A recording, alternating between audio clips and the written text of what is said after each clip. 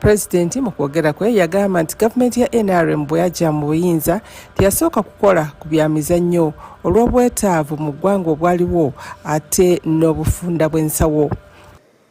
We have not done so much about sports infrastructure yet. Tetukatandikire kukola by'emizaano. This was because Uganda's economy had collapsed and we had to revive the basic sectors. Wabula, Pulezidenti yagamba nti oluvannyuma lw'abazannyi ba Uganda okuyitimuka ku mutindo gw'ensi yonna, gavumenti egenze eddaabiriza ebisaawe mu ggwanga nga ekya Akibowa, Nakivubo, Namboole wamu n'ebirala. We only did Namboole some years ago, and the sports have come up mainly because of the general programs of the country. By bringing peace, many sportsmen have had time to come up.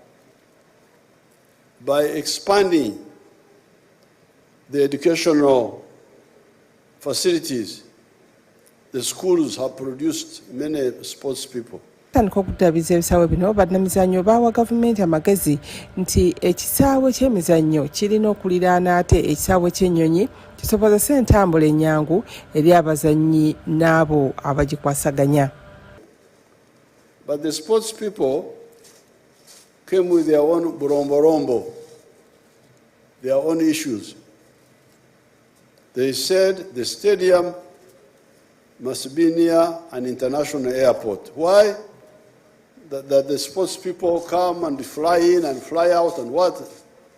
Something I can't follow there.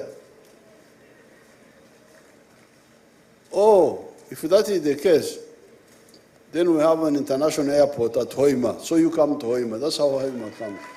Pulezidenti yagamba nti ekisaawe ky'ennyonyi nga bwe kitandise wamu n'ekyemizannyo ate kyetaaga okubaawo amawoteeri n'amalwaliro n'empeereza endala ezigwa mu ttuluba eryo. With all these sports people coming, I direct the Prime Minister when we meet in Cabinet on Monday to raise the issue of the hotels. You heard them talking about the hotels. Abahoima bueno hotel wao uriaho hata baheru bayizire tora abatuta. So let's discuss how to stimulate the private sector. Yebaza kampuni ya Suma olw'omulimu ogukoleddwa mu bbanga ettono era n'abasuubiza nti zo ssente bwe ziri ez'okukola omulimu okugumaliriza. Yayongerako nti Akibowa Stadium egenda kugattibwa ku Gulu Airfield watekebwewo n'enguudo ez'okumpimpi okwanguya entambula. So we don't have much to talk about. We are happy. We are happy to be here. Let Suma. Regarding the rest of the infrastructure, we are going to work on Akibowa also.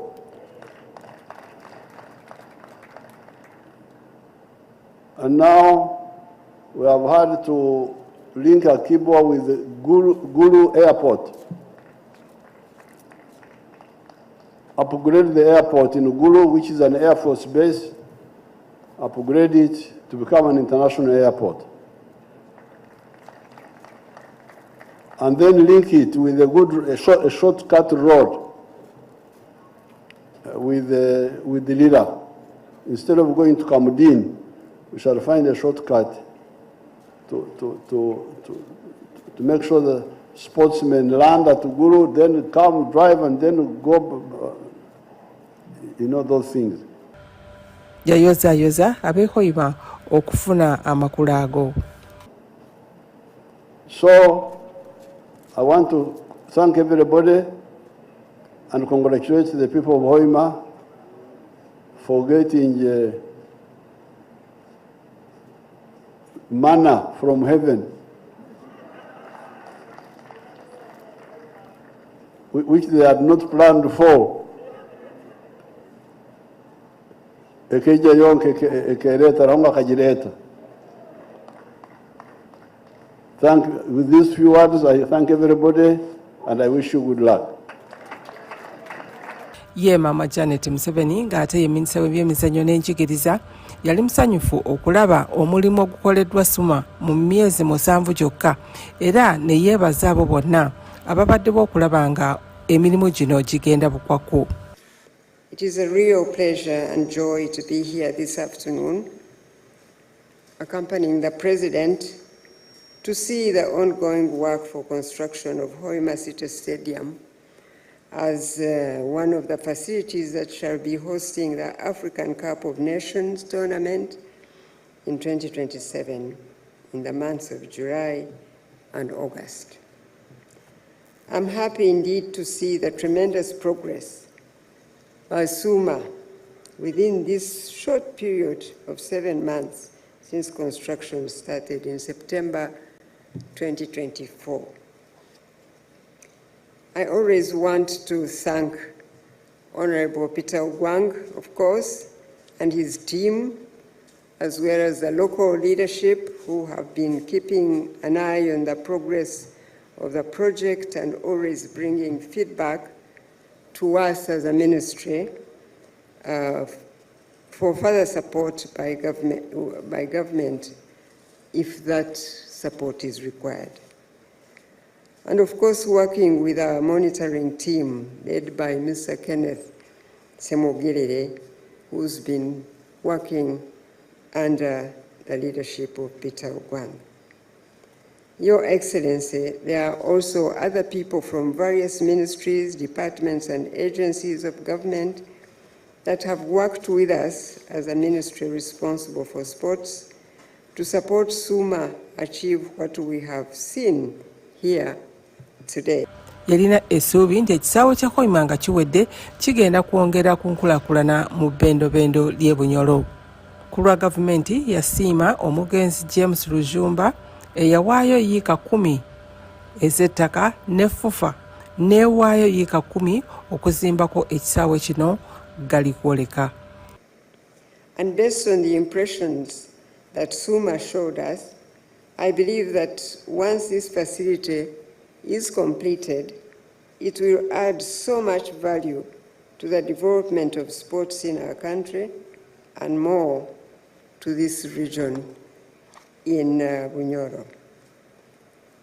Your Excellency, on behalf of the government of Uganda, allow me to extend appreciation to the late Dr. James Rujumba, who donated 10 acres of land, as well as the Federation of Uganda Football Association, FUFA, for the additional 10 acres given for the establishment of this stadium complex. The 22 acres that the government bought, together with the 20 acres received in donation from the 42 acres of land upon which the Hoima City Stadium complex is now being established.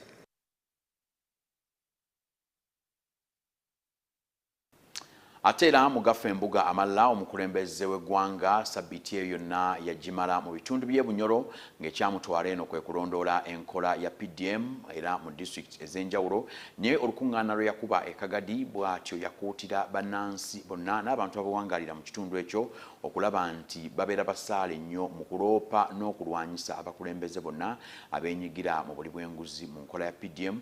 Kyagamba nti singa abantu bano bali enguzi ne balemesa enkola eno okugenda maaso, omuntu asookera ddala okufiirizibwa ye muntu wa bulijjo kubanga tajja kusobola kuva mu bwavu ate nga kyekigendererwa kya PDM.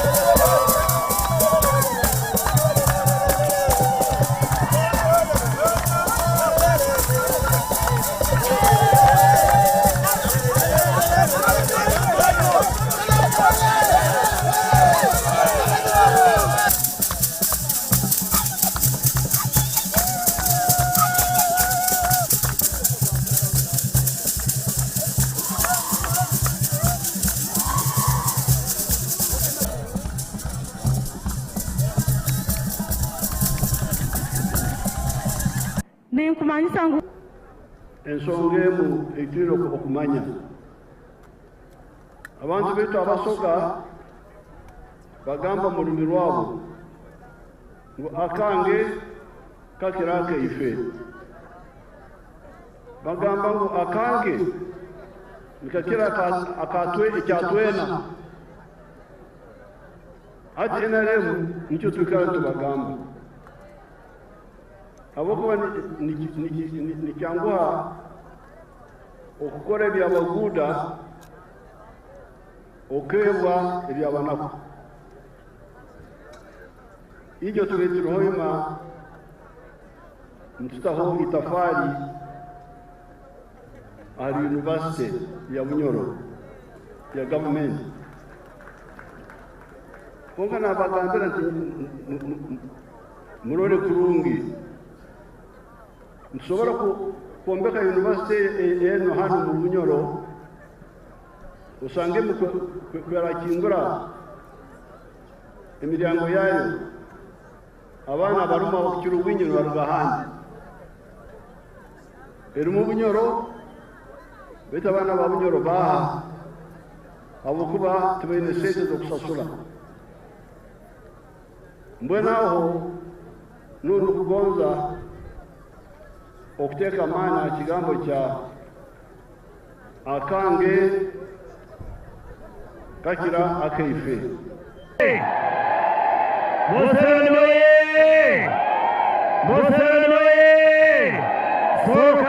Ate era bwe tweyongerayo omukulembeze w'eggwanga Yoweri Kaguta Museveni ye yabadde omugenyi omukulu ku mukolo ogw'enjawulo ennyo ogwabaddemu okutongoza ekitabo ky'okujjukira omukulu ono Zekaria Mungonya ono nno nga bamujjukira olw'omukululo gwe ogw'amaanyi ennyo mu byobufuzi by'eggwanga lya Uganda nga minisita wa Uganda omuddugavu eyasookera ddala mu mirembe gy'abafuzi b'amatwale.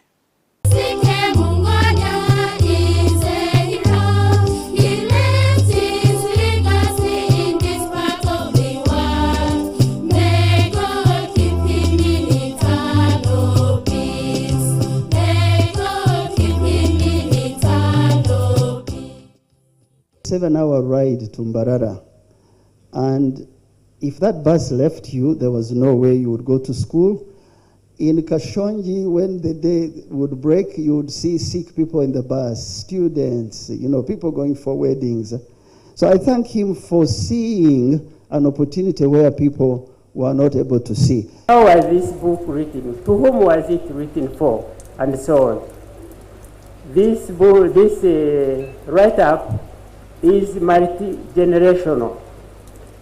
In this context, I was very happy with Rwabogo's comment while we were discussing, referring to the period the late ZCK Mungonya comes, that is after 90s, within 90s and above.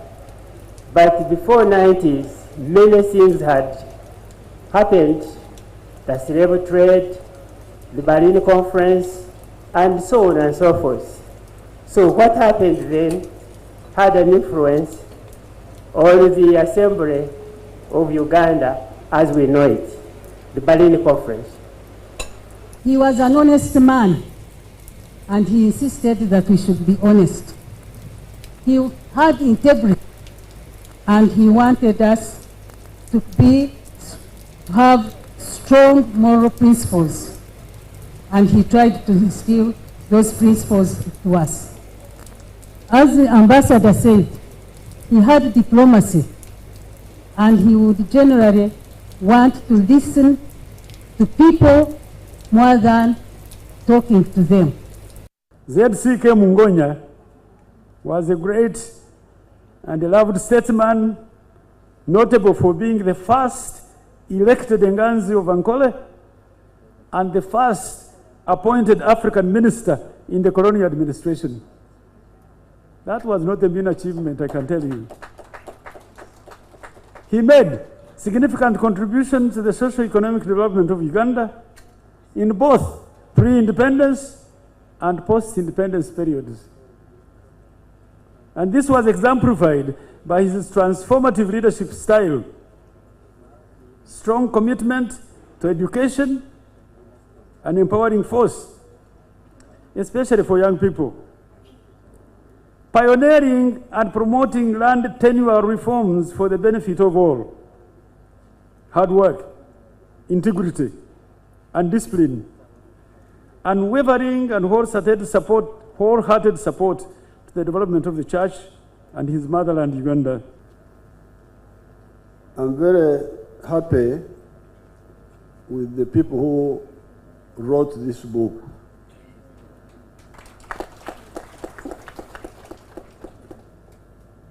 It is useful for the country to capture the record of all these outstanding contributors to Uganda's history at different times.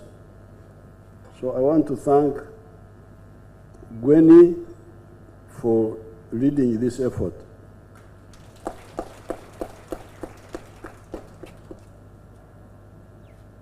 I don't know whether you are as informed as I am about the word mungonya. Did they tell you what it means? Or was it discussed in the book?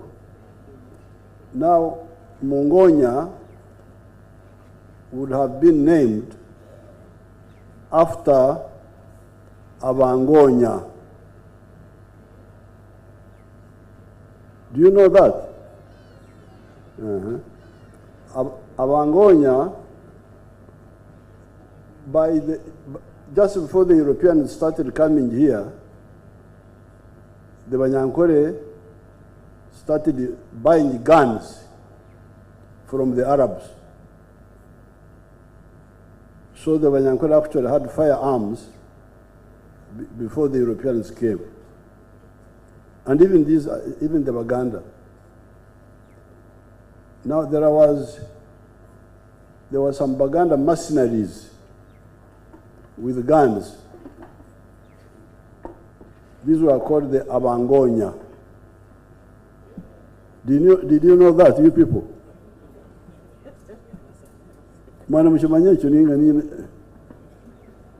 Is it mentioned in the book?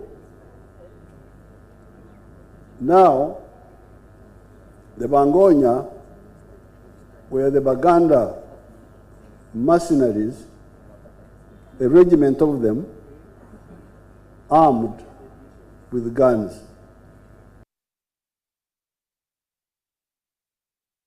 Ate bwe tweyongerayo mu Agafa Embuga amalala omukulembeze w'eggwanga President Yoweri Kaguta Museveni twamulaba nga bw'atyo yeetaba ku mukolo gw'okutema evvuunike ery'okuzimba ssettendekero wa Bunyoro University era yasinzira wano wennyini n'alaga obwetaavu obuli mu kuwagira ennyo okusomera obwerere mu masomero ga gavumenti ky'agamba nti kino kijja kuyamba ku mwana owa bulijjo okufuna omukisa ogufuna ebyenjigiriza eby'okumutendera ogwa waggulu.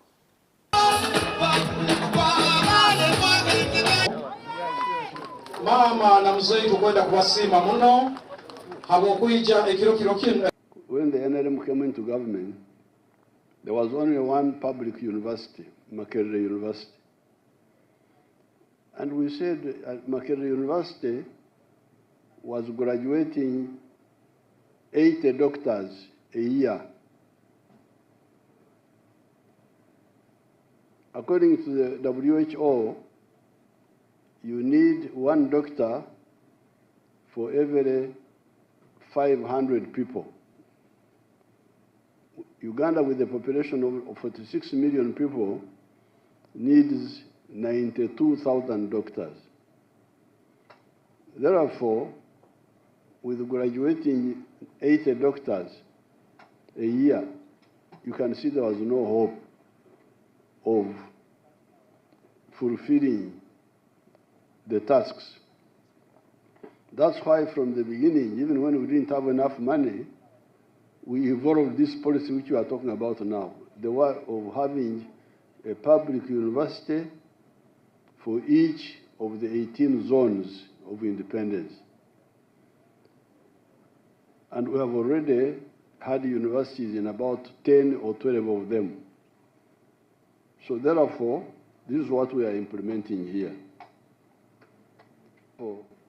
The issue of prioritization, doing what you can afford at the right time.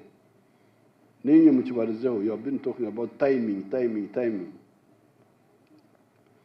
Those people have been telling you that those are your enemies. Sometimes it takes our patience and it takes a little time, so it requires all of us not to be frustrated, not to be impatient, but to wait knowing that these facilities will be provided by this government because it was this government's policy. The establishment of a public university in Bunyoro region will see this institution join the already existing and operational 10 public universities. All agreed to have a science-based university. This is going to be a game changer, Your Excellency, for the development of our region. There is nothing, Your Excellency, that has united us than this project, I'm telling you. And so, Your Excellency, I want to take this opportunity on behalf of everybody to thank you. Era nno omukulembeze w'eggwanga bwe yabadde mu lutabaalo lwe olw'okulondoola enkola ya PDM mu bbendobendo ly'e Bunyoro nga bw'etera okuba enkola ye aleka ebifo bino abigguliddewo amatendekero ag'ebyemikono era ne bannaffe ab'ebbendobendo ly'e Bunyoro tebaaviiriddemu awo bw'atyo omukulembeze yagguddewo ettendekero erya Bunyoro Zonal Presidential Skilling Hub mu disitulikiti ey'e Masindi era mu kwogera kwe n'asaba abaddukanya amatendekero gano okwongera ku masomo ge basomesa abayizi olw'okuba nti obwetaavu bweyongedde mu katale k'emirimu. Mbemojo omugolosi we kasojo omugolosi we bale kwita teni etemani kulebere 5 omugolosi we bale kwita kiki.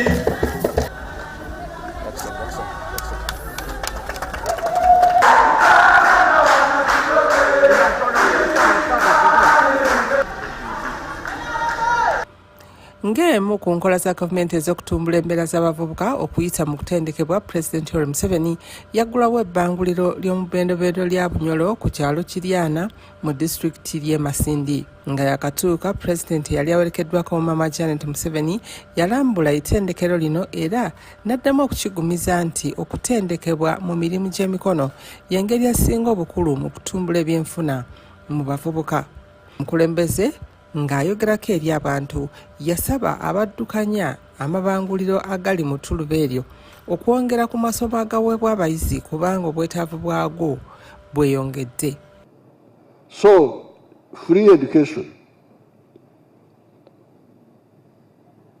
Ntuza kwongeramu emyoga endiijo yabuke ekibweta skills nikyo tukwete emyoga omu Runyankore okubaija okuhesha ng'ajuliza ekkolero ly'ekawumu ery'amaliba. Pulezidenti yagamba nti kyakulabirako mu ggwanga nti kisoboka okwongera omutindo ku bitundibwa ebweru w'eggwanga nga bwe kikolebwa ekawumu ku Tanare. Okutandikaho abaganda ekibakweta kaweefube ehurula egi nkagaruka omu kishaka nkaruweero kunarebere mwayanga mwaremesa abaana kushoma nyona ntikatandikya amashomero gange make agende kwetegekera aga nshomeseza abaana busha bake rero murebe ngo nikisibasika kandi nikiyamba ngati nimbashaba mugarike nyuma mwena murebe ngo amashomero ga gavumenti abaana bashomera busha amashomero ga gavumenti. Wabula Pulezidenti yakukulumira abakulu b'amasomero abavuluze enkola ya bonna basome era n'asaba abakulembeze okulaba nga enkola eno eddamu okutojjera mu masomero ga secondary n'aga primary. Aho murora inyo abanya-Uganda okumurukweteera endobo okusiisa emigisa ya oluzaalo mushiishe emigisha y'oluzaalo lwanyu nkabashaba ngo tushomeseze abaana busha omu mashomero ga gavumenti okuya cyenda na mukaga cyenda na mushanju konko mashomero ga primary na hatene bakisha basente abakubashomere kubaragamo bashomere busha mu myaka y'abandi mwarete sente mu mashomero okushashuza. Abamu ku bayizi abatikirwa bebaza gavumenti olw'entegeka eno. Amabara ninye kansi Melorin kuruga Hoima District Kitoba Sub-County. Nyowe nkaruga muka ntaina kinkumanya.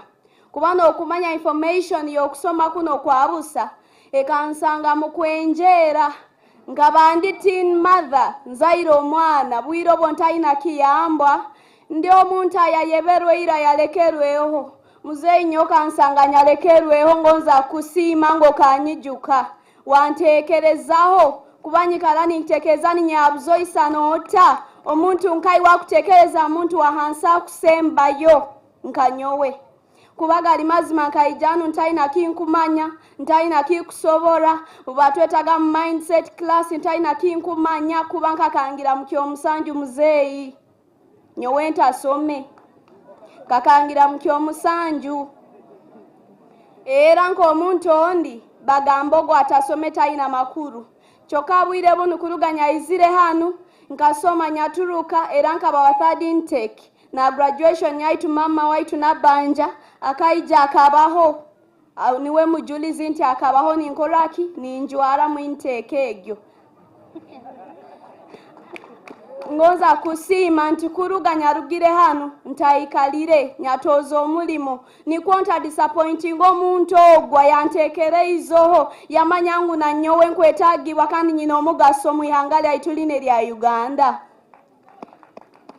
nyagenda workshop nyatandika akora nkweyongera kumanyisa nti muzeyi omwezi emitwalo yange nkasatu runda ananko mwana mwiskingi funa nkasoma welding and metal fabrication kiro kimu ndi hamusirera nindima ntera hakasimu kange kalo munsaho nyahule kirango nikigamba aruho kusoma kwa busa kuli Bunyoro Zono Industrial Hub nyagenda nyahabuza chairman wekyaro kyayitu bamweta Muberi Moses yangamba nyenkya oije ogende hagomboro picking application batukebera twagenda mdomu na material tukagisangaho twatandikiraho kuwega ebintu ebinyayegere gali mananunka bikuwata ngateekamu omutima gwona abokubanga kole course ya welding and metal fabrication nkarwana muno ni mpabuza Madam Stella na Master Isaac ankolenta nkonda kutamwa amani nkwate kose na kuba niyomba inyenda ha mutima gwange ekose gyo nkagikora kandi yantaha mu bwongo nyasaba omulimo bamperezo omulimo omusajja akangamba bosi wange owunkolera bulijja toraba n'omanya kuokya nja kuhereza omulimo orabota kumanya ogya kubanza oyege batu omusajja nkamukakasa kiki ekinyakozera ha Bunyoro Zono nkatere tochi omuliro gwabambuka gabambuka yagamba mali project ekyokozera okikenga saha zinu bosi wange go unkolera akamfunira contract duhaga secondary school nkoro budeka ngena na kitugumu ninkoro front seat saha zinu namberi nkubaliza ntandikire no kufuna emirimo mbyaro ninyokya amadirisa g'abantu nenyigi saha zinu namberi nkubaliza Bridget nsoboire kwegulira hegura inda kandi nkusubiza nobunda bangu zire planti abana basiki bagenzi bange njabateka mu amani bajembegese ebyoma kandi njabegese zabusa ntabahire sente kwebaza nnyo okuba nti otambudde nange mugafa embuga olwaleero wabula sirema kaakano kusiibula na kwagaliza kiseera kirungi okutuusa lwe tunasinkana olundi beera bulungi weeraba.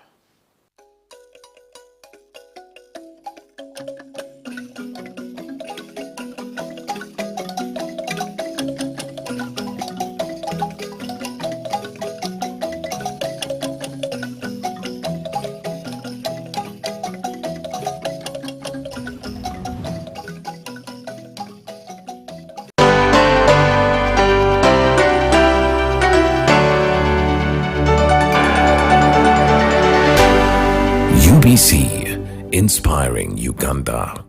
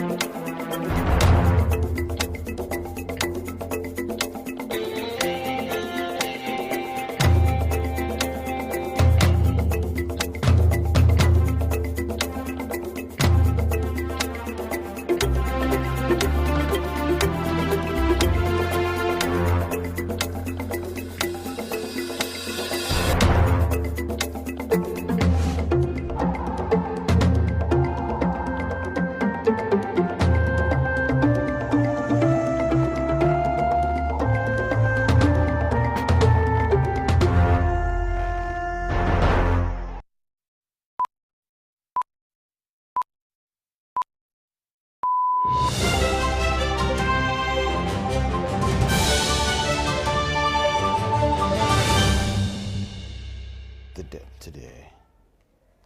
A very good evening to you tuned into UBC TV. We thank you so much for tuning in and welcome to News Tonight. Let's start with a look at the top stories before we go to the news in detail.